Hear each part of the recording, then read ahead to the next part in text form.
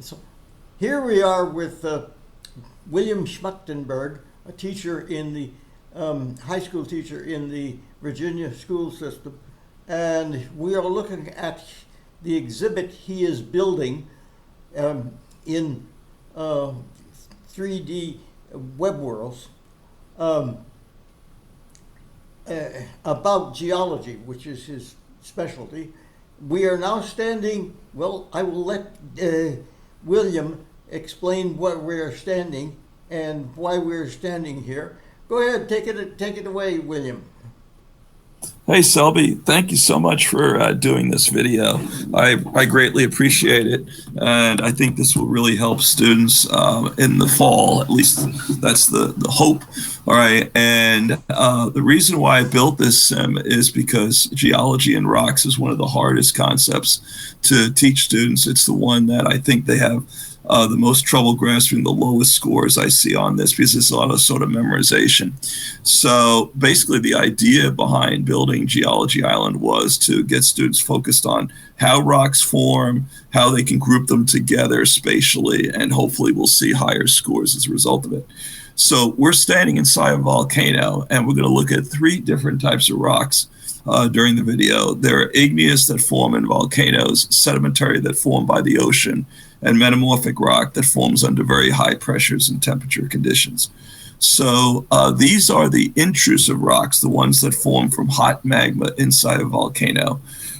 And if you drag the focus point over the numbers, in this case, number 1, it'll zoom in and show you a better picture of the rock. So you can see the coarse crystals here that are formed as a result of very slow cooling inside a volcano, and this is the rock granite. So the idea is to get students familiar with how rocks form and their classification. So there's 3 main types: igneous, sedimentary, metamorphic. Then we'll see there's 2 subtypes for each, and then there are specific types that are here. Okay, now, and although this is for the your students in particular, it would be available, potentially available to students elsewhere if they knew about it. Is that right? Oh, absolutely, yes. This is intended to be used at the high school in a 9th through 12th grade earth science class. It could be used as an intro session for a college level geology class, although I would want to go in more depth at that level. Or you could use it really, I guess, at the 4th or 5th grade level, at an elementary level in Virginia. But you'd have to simplify a little bit. I don't know if they would go into all the rocks in that detail, but you're right, it could be used at different levels. Okay, well, so now we're here, we are in the volcano, which is essentially where rocks start. So this is the starting place, and granite, I see, is number 1 on the list. So now we'll go to outside of the volcano, where we can look around for some more igneous rocks. And what we're going to do is start here, partway in part of the volcano, because we were, of course, in the volcano when we initially looked at the granite, and we're still in the volcano, and the reason is I want to point out that we can walk through the walls. Yep. And you can't do that in a real volcano. You can't do that, but actually geology is really mainly about rocks, about rock material that is underground. And we can't see most of that. Students don't really get to see that at all. So it's sort of nice to be able to walk through the material that actually is relevant to geology. Yep. It's a very good point that you bring up, is that often we talk about intrusive versus extrusive rocks, but nobody can actually go inside a real life volcano. So that's one of the cool things of doing it virtually. Yep, and it is cool because we can be in here, and we would be burned to a crisp if we were in a real volcano. That's very true. Volcanoes are anywhere between 600 to 1200 degrees Celsius. Yeah, we would 6 to 12 points, the boiling point of water is the way to think about it. Yeah, we would cook very quickly. That's true. Okay, let's just walk through the volcano wall, and there's Okay. nothing much to see, but we walk through it, and we could actually make a bigger volcano wall or a bigger piece of rock if we wanted to. But here we got some other examples of rocks, and now these are. Let's see. I'm seeing. These are extrusive igneous rocks, and there are three main types. There are basalt, which is what flows out of Hawaii. Then there's obsidian, and a lot of people know that. That's what the Indians used. It's volcanic glass to make arrowheads. And then the third type is a cool one called pumice, okay, which forms from volcanic ash and traps air in it, and is so light that it actually floats in water. Mm-hmm. So, and if you roll your mouse over each of those, you'll see pop-ups of detailed images of each of those. I am looking at number 3 now, and Right, that's the obsidian, as I recall. yeah, it's totally black, so I guess that is obsidian. And I remember I think it is in Yellowstone, there was the great glass mountain that was made out of obsidian, and the tradition was you could see through it, but of course you can't. And now let's see, look at number 4. That's very black. That's the basalt, right? Oh, of course, yes, that would certainly be back. And number 1 is over here.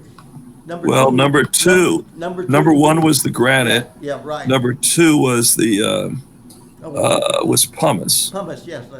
And we can see in the pumice, we can see little bubbles of air that would have been of air.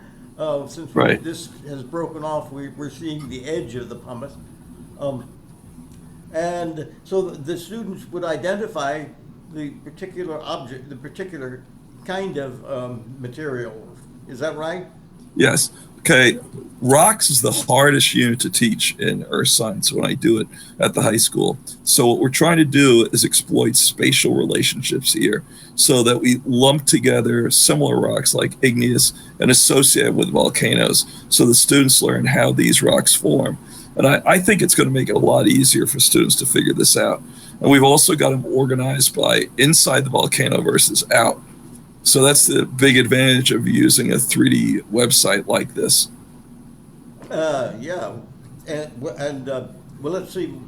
All of these materials are actually made out of some form of lava. Everything we've seen so far is made out of some form of lava. Although some of the granite was made way underground, so it wasn't made in a volcano. But it was still lava when it started, right? Well, if it's inside the earth, it's called magma. Outside, it's called lava. But you're right. It's really cool to hold an igneous rock in your hand and realize that this formed from very high temperatures inside the earth. Okay, what we're doing is we're looking at the second of the 3 groups, the sedimentary. These form under the ocean usually, and that's why I put them as close as I could to the beach without actually going under the water, so that students could find them. And there are 2 main groups of sedimentary rocks. There are the clastic ones that have rock particles in them, like sand or pebbles or mud or clay. And then there are the non-clastic ones that don't have rock particles, like the fossil-rich limestone here. Or there's also some rock salt that forms when water evaporates and these minerals are left behind. Oh, and rock salt is considered a rock also. Oh, absolutely. It's a mineral. Well, the minerals that are in rock salt would be things like halite, which would be sodium chloride, like you put on your French fries, or gypsum, which is calcium sulfate, like you find in drywall in homes, that's put on studs to, you can wallpaper it or paint it. So a lot of the sedimentary rocks we have here have important economic uses in society. Limestone is ground up for making cement and concrete. Yeah, well, let's see now. I looked at the 3, and I'm guessing those 3 items were totally sedimentary. Well, 2 of them I saw fossils in, so I know those were right. sedimentary. Yes. And then the third one I think was probably rock salt. Looked like rock salt. Right. Now these are the clastic ones, right? Yeah, there's three of them here. Number 9 is a conglomerate, as I recall. It's got lots of pebbles in it. Yep. So that would be a clastic sedimentary rock. And then there's a sandstone and also a shale, which would be clastic. And then the limestone and the rock salt are non-clastic. And I'm looking at rocks at stop 6, and I see a whole bunch of fossils in that also. Right. Yeah, again, I put fossils in as many as I could to get the students to associate. Fossils are common in sedimentary rocks. So the whole point here is to get students focused on what are the main types of rocks? How do you identify them? How do they form? And that's what a 3D Web Worlds is really great at. Mm-hmm. So I'm hoping to get students to connect different concepts in their brain, by using this virtual field trip. Well, actually, you've associated one concept already. That is, you've got all the sedimentary rocks here in this location. It's not because they would normally be in this particular location. They wouldn't be, but they all belong together because conceptually they belong together, right? That's true. And these sedimentary rocks would probably be spread out over a much greater area. Oceans covered the land over great extents in the geologic past. During the Cretaceous, 66 million years ago, the entire central part of the United States was covered with water. During the Cambrian Ordovician, about 500 million years ago, again, there were large parts of the United States covered with water. What I'm trying to do, a couple of things, is first of all, I tried to make this rock as big as I could so that students would see that these are deformed rocks. They form from very high pressures and temperatures inside the earth. And I've tried to lump them all together so they sort of get that impression. The other thing that we did was Evie Marie, who runs this platform, did a great job of modeling these rocks. So for example, you could see how these are very thin and very well layered. These are schists. Also, what we did was we bumped up the specularity in Blender when we made them so that they appear shiny, as opposed to, say, the slate over here, which is a dull clay. So that, again, we're trying to give students some visual signals here so they can identify them. And then you compare those, or I should say contrast those, to the marble and quartzite that's on this end. You can see that these are much more thickly layered and more massive in terms of the way that they form. So again, crucial ideas of a 3D environment for teaching students how to understand these rock types.